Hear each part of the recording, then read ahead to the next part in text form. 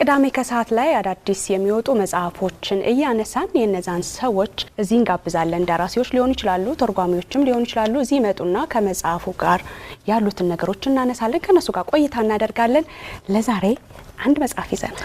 ጎቲም ሲሞን የተሰኘ መጽሐፍ ነው። ወቅታዊ ጉዳዮች ጋርም እያነሳን ቆይታ እናደርጋለን። ጸሐፊው በተለያዩ መጽሔቶች ላይ ይጽፋል፣ ጋዜጠኛም ነው፣ የቴሌቪዥን ፕሮግራምም ያዘጋጃል፣ ወጣትም ነው። ሞቅ አድርጋችሁ ተቀበሉን። ያየሰው ሽመልስ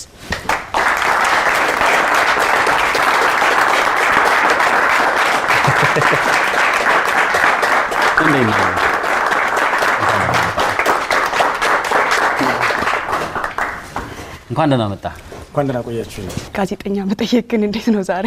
ያ ዛሬ ስጠይቅ ነበር። መጠየቅ ነው። ማን ጠይቆ ዝም ይላል እኮ። ስለመጣ እናመሰግናለን። ያየሰው መጽሐፍህ ጎቲም ሲሞን ይላል። ትርጉሙ ደግሞ ማለት ነው ታንመላጭ የሚል እንደሆነ ተገልጿልና ቃሉ ኢትዮጵያ ላይ በሚወረወሩ ጦሮች በሙሉ ሊያገለግል የሚችል ይመስለኛል። እስካሁን የተወረወሩብንን ጦሮች የምናከሽፈው ጠንካራ የመከላከያ እና የደህንነት መዋቅር ስላለን ነው ወይስ ምንድነው? ጠንካራ የመከላከያና የደህንነት መዋቅር ቢኖር ለአንድ ሀገር ጠቃሚ ነው። ግን ቀናኢ አጀንዳ አለ ወይ ነው። ኢትዮጵያ በዘመኗ የገጠሟት አሁን ያልሻቸው የሚወረወሩ ጦሮች በሙሉ የተመከቱት ኢትዮጵያ ያንን ለመመከት የሚያስችል ምክንያት በቂ ምክንያት ስላላት ነው። ወይም ፍትሃዊ ራስን የመከላከል ነው። በየትኛውም ጊዜ ኢትዮጵያ በሌሎች ላይ የወረወረችው ጦር የለም። የሚወረወርባትን ጦር በአግባቡ የሚመክት ጋሻ ያላት ያ ደግሞ ህዝቡ ነው። ያንን የሆነው ደግሞ ተቋማዊ ሰራዊት ሳይኖርም በፊት ገና አገሩ ራሱን ይከላከል ነበር። ይሄ የሆነው ከጥቃት ራስን መከላከል ፍትሃዊ ስለሆነ ነው እና ቀናኢና ፍትሃዊ ምክንያት ስላለው ይመስለኛል። የአፍሪካ ቀንድ ፖለቲካ በፈጣን ተለዋዋጭና ውጥንቅጥ የሚታይበት ነው ተብሏል መጽሐፍ ላይ። ምክንያቱ ምንድነው? ለምንስ ነው ቀጠናው የብዙዎችን ቀልብ የሳበው? ብዙ ምክንያት አለው። አንደኛው ሪሶርስ ወይም ሀብት ነው። ሁለተኛው አካባቢው ብዙ ድሃዎች የሚኖሩበት ነው፣ በዛው ልክ በቂ ሀብት ያለው ቢሆንም። ሶስተኛው ለቀይ ባህርና ለህንድ ውቅያኖስ በጣም የቀረበ አካባቢ መሆኑ። አራተኛው ለመካከለኛው ምስራቅ የቀረበ መሆኑ ለግጭት፣ ላለመግባባት፣ ለመሰል ደም አፋሳሽ ምክንያቶች ሰበብ ይሆናል። ከዛ በተጨማሪ የመሪዎች አምባገነን መሆን። አብዛኞቹ የምስራቅ አፍሪካ መንግስታት ባለፈው 20 ዓመት እና 30 ዓመት የተቀያየሩት በአመጽ ነው። ይሄ የሚያሳይህ አካባቢው ላይ 30-40 ዓመት ለሚጠጋ ጊዜ ውስጥ በአመጽ የሚቀያየሩ መንግስታት፣ በዛው ልክ ደግሞ ያኮረፉ ኃይሎች እንደገና ግጭት፣ አለመግባባት የሚፈጥሩበት ነው። ስለዚህ ፈጣን የሚያደርገው አንዱ ይሄ ነው። አሁን ዝም ብለህ በዚህ 2 ዓመት ውስጥ ያለውን ስታይ የሶማሊያው ፕሬዚዳንት ፎርማጆ ወደ ስልጣን መምጣት ኦፍ ኮርስ 0.02% የሶማሊያውያንን ድምጽ ነው ያገኙት። በጣም አነስተኛ ነው። ለሁሉም የሶማሊያ ፕሬዚዳንት የሆኑበት ነው። የቀድሞ ጠቅላይ ሚኒስትር አቶ ኃይለማርያም ደሳለኝ ከኢትዮጵያ ኃላፊነታቸውን ለቀው ጠቅላይ ሚኒስትር አብይ መጡ። አካባቢው ሁሉም በምትለው ደረጃ ከኬንያና ከኢትዮጵያ በስተቀር በማዕቀብ ኦፍ ኮርስ ጅቡቲ አልተጣለበትም። ሱዳን ማዕቀብ ላይ ያለ ሀገር ነው። ደቡብ ሱዳን፣ ኤርትራ በማዕቀብ ውስጥ ያለ ሀገር ነው። ስለዚህ ይሄ የሚያሳይህ ዓለም አቀፍ ትኩረት እንዳለውም ነው እና ብዙ ብቻ ፈጣን የሚያደርጉት ነገሮች አሉ። ከ25 ዓመት በፊት በአዲስ አበባ ከተማ ላይ በተካሄደው የአፍሪካ የመሪዎች ጉባኤ ላይ የግብፁ ፕሬዝዳንት ሆስኒ ሙባረክ ላይ የግድያ ሙከራ ተቃጥቶ ነበርና አዲስ አበባ ለምንድን ነው የተመረጠችው? ተሳክቶ ቢሆንስ ምን ነበር የምናጣው ነገር? የመጽሐፍም ታሪክ መጀመሪያ ይስለ ታሪኩም የሚጀምረው እዛ ላይ ምክንያቱም ማወቅ ፈልጋል። ሙባረክ ሰሞኑን ሞቱ። የግብፅ መሪ ነበሩ። ያኔ እዚህ አዲስ አበባ ላይ ግድያ ሙከራ ከተደረገባቸው በኋላ አንድም ቀን አዲስ አበባ መጥቶ ያውቁ። እንኳን አልተሳካ፣ ቢሳካ መጥፎ ነበር የሚሆነው። ለምን አዲስ አበባ ተመረጠ የሚለውን እሱን እናንሳው። ዋነኛው ምክንያት እዚህ አዲስ አበባ ላይ የተደረገበት የተመረጠበት አካባቢው እስላማዊ መንግስት እና በሸሪዓ የሚተዳደር አስተዳደር ያስፈልገዋል ከሚል እሳቤ ያመነጩት ነበረ እነ ሐሰን አልቱራቢ። ስለዚህ ጦርነትን በሌላ አገር የራስን ጦርነት በሌላ አገር እንደማካሄድ ነው የቆጠሩት። ያው በወቅቱ እንደድልም ሆኖ በኢትዮጵያውያን መስዋዕትነት ሙባረክ ተርፈዋል። መጽሐፍ ላይ ስናነበው ፊልም ነው የሚመስለው። በዚሁም አጻጻፍን ሳላደንቅ አላልፈን። የታሪክ መቼት ያተኮረው በኢትዮ ኤርትራ ጦርነት ዋዜማ ላይ በነበረው የሁለቱ ሀገራት ዲፕሎማሲያዊ ግንኙነት ነውና በተመሳሳይ አሁን በአባይ ጉዳይ ደግሞ ከግብጽ ጋር ድርድሮች ውይይቶች የሚደረጉበትም ወቅት ነው። እንዴት ታየዋለህ? መጀመሪያ ድርድሩን የሄድንበት መንገድ 8 ዓመት 7 ዓመት በላይ ላይ የሄድንበት መንገድ በጣም ሉዓላዊነታችንን ያስከበረ በጣም ውጤታማ የድርድር ጊዜ ነበረ። የሚሻለው ድርድሩን በባለሙያዎች እንዲመራ ማድረግ፣ በተቻለ መጠን የአገርን ሉዓላዊነት በሚያስጠብቅ ሁኔታ እንዲመራ ማድረግ ያስፈልጋል። ግብጾች በምንም ተአምር የህዳሴ ግድብ እንዲገነባ ሊፈልጉ አይችሉም። በምንም ተአምር ምልህ ወደ ቤት የሚመጣ የቧንቧ ውሃ መንገድ ላይ ፍሰቱ ትንሽ እንዲስተጓጎል አትፈቅድም። ተፈጥሯዊ ነው። ነገር ግን ፍትሃዊ የሆነ ጥያቄ ነው። ፍትሃዊ የሆነ ክፍፍል ያስፈልገናል። በፍትሃዊነት እንጠቀምበት ብሎ ማንሳት ከኢትዮጵያ በኩል ደግሞ ተፈጥሯዊ ነው። እነሱ ምን ይላሉ መሰላችሁ? ሂስቶሪካል ራይት ኦፍ ኢጂፕት ይላሉ። የግብጽ ታሪካዊ መብት ነው። እኛም ተፈጥሯዊ መብት አለን ነው ነገሩ። እነሱ ታሪካዊ መብት እንዳላችሁ ሁሉ አንተ በምድሩና በሰማዩ በኢትዮጵያ ሰማይ ስር በኢትዮጵያ ምድር ላይ የአፈራን የትኛውንም ሀብት የመጠቀም መብት አለ። በቤት ውስጥ ያለህን ሪሶርስ ጎረቤትህ ሊጠቀምበት የሚችል እድል ደግ ካልሆንክ በስተቀር አይኖርም። 86% ውሃ እየሰጠ ምንም አንድ ብልቃጥ ማትጠቀም ብሎ መከልከል ኢፍትሃዊ መሆኑን ማስረዳት መቻል ነው። ይህንን የኢትዮጵያውያን ርብርብ ያስፈልጋል። የቀድሞው የሱዳን መሪ ጃፋር ኑሜሪ ከስልጣን ከተወገዱ በኋላ የኖሩት ግብጽ ነውና ይህ ደግሞ የግብጽ ረዥም እጅ የሱዳን ፖለቲካ ውስጥ መኖሩን ማሳያ ነው። በእኛስ ሀገር ፖለቲካ ውስጥ ግብጽ ምንድነው ያለው ነገር? ግብጽ ሁሉንም ነገር የምታየው ከናይልና ከናይል ጋር በተገናኘ ነው። አባይን እንደ ብሔራዊ የደህንነት ጉዳይ አድርጋ ነው የምታየው። ስለዚህ በሱዳን የምታደርገውን ጣልቃ ገብነት ከአባይ ወንዝ ጋር የሚገናኝ ነው።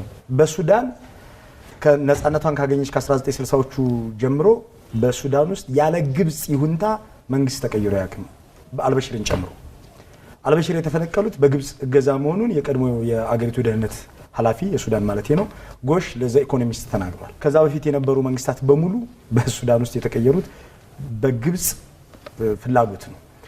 የአሁኑ የግብጽ ፕሬዚዳንት ኤልሲሲ አልበሽር ከመውረዳቸው በፊት ደጋግመው ለመጨረሻዎቹን 2 ወራት ያገኟቸው ነበር።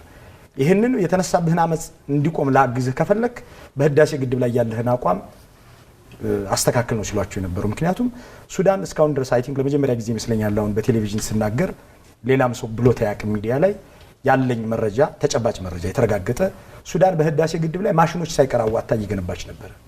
ይህን ያክል በግድቡ ላይ ከፍተኛ ሚና ነበራቸው አልበሽር። 2007 ይመስለኛል የአሶሳ የኢትዮጵያ ብሔር ብሔረሰቦች በዓል ሲከበር የህዳሴ ግድብን በጋራ ገንብተን ለጋራ እንጠቀምበታለን ነው ያሉት። ከኢትዮጵያ ምናልባትም በላቀ ሁኔታ ሱዳን እንደሚጠቅማት ታውቃለች። ሳይንሳዊ ትንታኔ ውስጥ አልገባም። ብቻ ይህን ያክል ጥቅም እንዳለው ስለሚያውቁ አልበሽርና ሱዳን ከፍተኛ ድጋፍ ያደርጉለት ነበር። ስለዚህ ኤልሲሲ እጅህን አንሳ ከግድቡ ላይና የዳቦ አመጽህን ላግዝህ ነው ያሉት። ላስቆመልህ ዳቦ አቅርቤ የሚሆን ነው ነገሩ። ኤኒዌይ በሱዳን ውስጥ እንደዚህ አይነት መንግስታት ሲቀያየሩ ከፍተኛ ሚና ነበራቸው። በአጠቃላይ በምስራቅ አፍሪካ ያሉ ሀገራትን በሙሉ የአረብ ሊግ ታዛቢ አባል ወይም አባል በማድረግ ሲሰሩ ነበር። ተሳክቶላቸዋል። ሰሞኑን የአረብ ሊግ መግለጫ ሲያወጣ እነ ኤርትራም እነ ጅቡቲም እነ ሶማሊያም አሉበት። ሱዳን፣ ደቡብ ሱዳን ሙስሊም ያልሆኑ ሀገሮችም ወይም የሙስሊም ቁጥራቸው አነስተኛ የሆነም አረብም ያልሆኑ ሀገሮች ናቸው የአረብ ሊግ አባል እንዲሆኑ እየተደረገ ያለው። ይሄ በግብጽ ልመና እገዛ ወዘተ ነው። ዜርፎር በዚህ መልኩ ኢትዮጵያን ከበባ ውስጥ አስገብታ የአባይ ወንዝን የመጠቀም ነው። ሁለተኛው ጥያቄሽ በኢትዮጵያ ፖለቲካ ውስጥ ያልሹ ምንም ታጥቦ የተቀሸረ ጉዳይ ነው። ይሄ ግብጽ የናይል ላይ የምታደርገውን እንቅስቃሴ በዋናነት ኢትዮጵያውያን በመጠቀም ስታደርገው ነበረ። ሻቢያ፣ ጀብሃ ወዘተ የተመሰረተው ኦፍ ኮርስ ጀብሃ የሻቢያ አባት ነው፣ ግን የተመሰረተው ካይሮ የግብጽ ዋና ከተማ ላይ ከካይሮ ሬዲዮ ጣቢያ ተሰጥቷቸው ይሰሩ ነበረ የኤርትራ ገንጣዮች። ከዛ በኋላ በኢትዮ ኤርትራ ጦርነት ጊዜ ግብጽ ተሳታፊ ነበረች። ጦር መሳሪያ በማቅረብ በርካታ ጦር መሳሪያዎች የግብጽ ሰራሽ ተማርከዋል። ብዙ ባለፈው 2-3 ዓመት ውስጥ የተካሄደውን በተለይ ከጠቅላይ ሚኒስትር አብይ መምጣት በኋላ አላቅም ከዛ በፊት የነበረውን አመጽ ኢትዮጵያ ውስጥ ይካሄድ የነበረውን አመጽ በዋናነት እያስተባበሩና ስፖንሰር እያደረጉ እንደነበረ ራሳቸው ተናግረዋል። ይህንን የኢትዮጵያ መንግስትም አምኗል። እነሱም በቴሌቪዥኖቻቸው የግብጽ ሊቃን ሲናገሩት ነበረ። ስለዚህ የግብጽ በኢትዮጵያ ውስጥ ጣልቃ ገብታ እንደፈለገች ብታደርግ የሚያስገርም አይመስለኝም። እሷማ ስሯ ነው።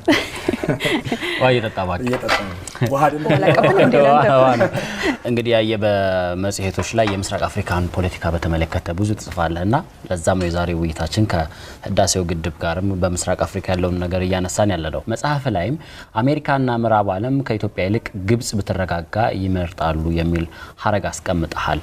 ምክንያቱ ምንድን ነው? ግብጽ የጡት አባቱ አሜሪካ ነው። በአመት 3 ቢሊዮን ዶላር ነው የሚሰጣቸው። አሜሪካ 3 ቢሊዮን ዶላር ለኢትዮጵያ ሰጣታቅ በተለያዩ የህክምና የኤችአይቪ ኤድስ እንትኖች ላይ ትመጣለች። አንድ መንገድ 10 ኪሎ ሜትር የሚገነባ ኢትዮጵያ ውስጥ ሰርታታቅ። ለኢትዮጵያ መከላከያ ለኢትዮጵያ ደህንነት አብረን እንስራ መረጃችሁን ስጡን ከማለት የዘለለ እስከ ቅርብ ጊዜ ድረስ 5 መዋጮ እንደማያደርጉ አውቃለሁ። ስለዚህ ግብጽ ላይ 3 ቢሊዮን ዶላር ሲሰጡ ለሁለት ዓላማ ነው። የግብጽ ደህንነት እንዲጠበቅ ለግብጽ ሰራዊት ነው ይሄንን ገንዘብ የሚሰጡት። የግብጽ ጦር በጫካ ውስጥ የሰለጠነ ጦር አላቸው። ግብጽ እኮ ጫካ የላትም፣ ግን በጫካ ውስጥ ጦር የሚያሰለጥኑት ገና ለገናው የአባይ በረሃ በጫካ የተያዘ ስለሆነ ጫካ ሊኖርበት ስለሚችል እዛ ለምናደርገው ውጊያ በሚል ይህንን ሰራዊት የሚያሰለጥኑት አሜሪካኖች ናቸው። ኢንዳይሬክትሊ 3 ቢሊዮን ዶላር የሚሰጡት ምክንያታቸው ምንድን ነው? ሁለት ነው። የግብጽ ናሽናል ኢንትረስት ወይም የግብጽ ብሔራዊ የደህንነት ጉዳይ የሚተነተነው ከሲናይ በረሃ እና በዛ አካባቢ ካለ እስላማዊ ጽንፈኝነት እንዲሁም ከናይል አንጻር ነው። ናይልን ቅድም እንዳልኩት ታሪካዊ መብት አድርገው ነው የሚያዩት። ስለዚህ ከዛ አንጻር ነው ነገሩን የሚተነትኑት። በግብጽ ላይ ሊጣቃ የሚችል አደጋ ካለ በአባይ በኩል የሚመጣ ነው። ይህንን አደጋ ለመከላከል የሚያስችል ጦር፣ ጠንካራ ጦር ያስፈልጋል። ያንን ገዛ ታደርጋለች አሜሪካ። አሜሪካኖች በዋናነት ግብጽን የሚፈልጉት የመካከለኛው ምስራቅን ፖለቲካ ባላንስ ለማድረግ ነው። እስራኤል ትልቅ ሚና አላት እዛ አካባቢ። ያን ለአሜሪካ በጣም ቀኝ እጅ የሚባል ሀገር ነው። ስለዚህ ያቺ እስራኤል የተባለች ሀገር ጠላቶቿ ቀንሰው ተባባሪዎቹ ጎረቤቶቿ እንዲኖሯት ለማድረግ ገና ከካምፕ ዴቪድ ስምምነት ጀምሮ ይሰሩበት ነው።